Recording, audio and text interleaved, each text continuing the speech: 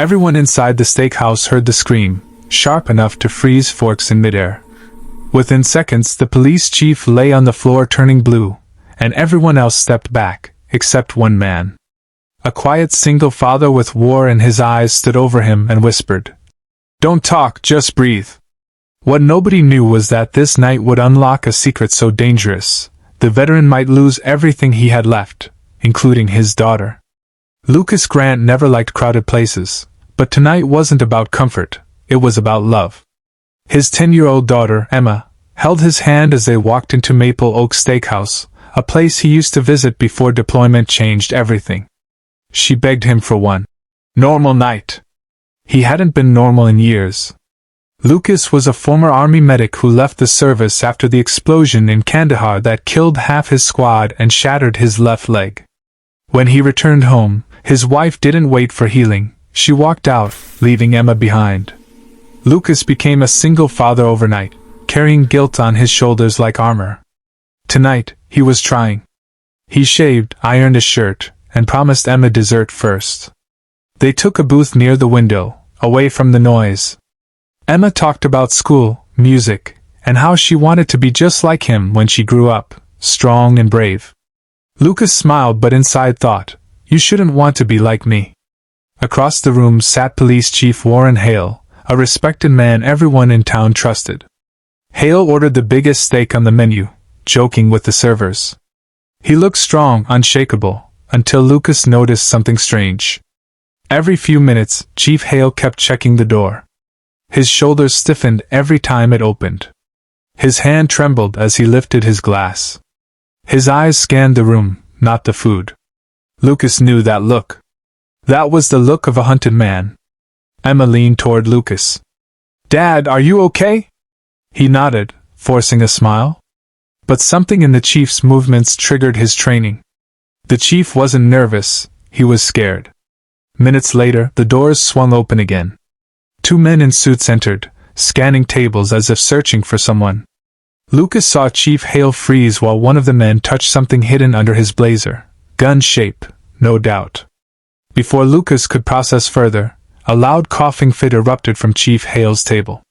Hale grabbed his throat, eyes bulging, unable to breathe. The restaurant fell apart into screams and chaos. Men stood frozen, women cried, waiters panicked. Lucas didn't think, he moved. He slid Emma under the booth. "Don't move. Don't talk. I'll be back." She nodded, eyes wide. Lucas rushed to Hale, forcing patrons aside. Hale collapsed, head smacking the floor. The veins in his neck swelled purple. He wasn't choking on food. Lucas recognized something worse, allergic shock. "Don't talk," Lucas whispered, checking the airway. "Just breathe." Hale's eyes begged for help. Lucas grabbed a steak knife, poked the skin above Hale's chest, and relieved the trapped air, an emergency medical trick learned in deserts far away. Hale gasped, but it wasn't enough. They needed an EpiPen, fast. One of the men in suits stepped forward. "We need him alive," he hissed. Alive?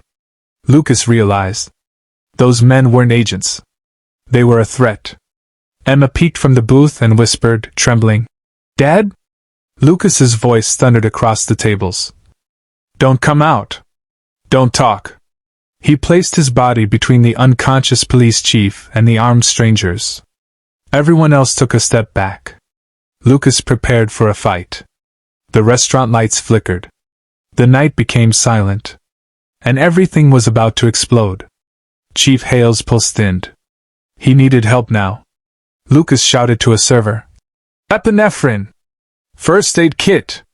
Before she moved, one of the suited men grabbed her wrist. "No one leaves."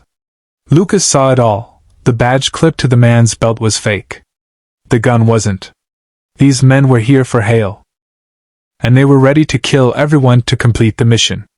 Lucas raised his hands slowly. "He can't talk. He can't breathe. If he dies, you gain nothing." The taller man snarled. "We don't need him talking. We need him silent." That was when the truth hit Lucas. Hale wasn't scared of dying. He was scared of what he knew. Lucas pushed pressure into Hale's chest to keep blood moving. He whispered to the unconscious chief, "Come on, don't leave your people." Then he turned to the men. "If you want him," Lucas growled, "you go through me." Emma's voice trembled from beneath the booth. "Dad, please." Lucas's heart nearly broke. Every nightmare he escaped in Afghanistan returned. Men with weapons. Innocent lives. No backup.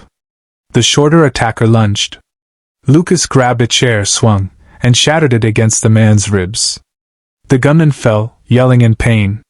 The tall one charged forward, firing. Glass exploded. People ducked. Lucas rolled behind Hale, shielding him. Emma screamed his name, then silence. Lucas rose like a storm. Old training returned. Pain meant nothing now. He tackled the shooter, driving him into a table, twisting his arm until the gun clattered away. With a punch fueled by every sleepless night, Lucas knocked him out cold. Sirens exploded outside. Real police stormed in. Within minutes, Hale was rushed to paramedics. Emma ran to Lucas, crying into his shirt. Police officers surrounded Lucas in awe. Chief Hale, weak but alive, grabbed Lucas's hand and whispered, "You saved my life, and this town." Lucas shook his head. "Just did what anyone should." Hale smiled. "No.